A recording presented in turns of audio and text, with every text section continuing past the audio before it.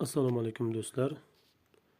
Sizlar bilan xorijga chiqishda, ya'ni O'zbekistondan xorijga chiqishda taqiq bor yo'qligini qanday qilib tekshirishni ko'rib chiqamiz.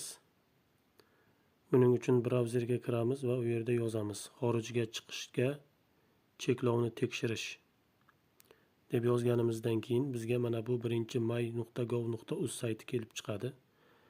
Unga kiramiz. Saytga kirib olganimizdan keyin ko'k yozuvda xizmatdan foydalanish bo'limini bosamiz.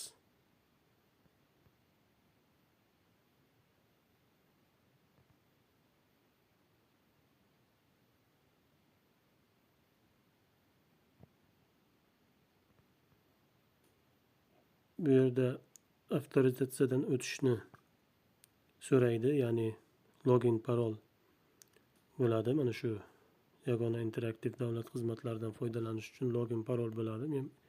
Menda hozir bu tayyor ochilgan, shuning uchun bu yerda tayyorini kiritaman. Agar sizda bo'lmasa, OneID orqali o'zingizga akkaunt ochib olasiz. Buni qanday qilishlikni sizga pastda описаниеda silkasini qoldiraman. Kirib bemalol o'zingizga akkaunt ochishingiz mumkin. Men mana akkauntimni kirityapman.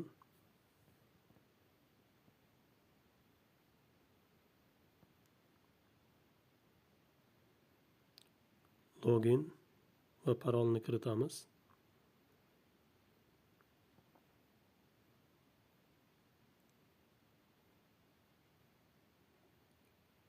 Kirish tugmasini bosamiz.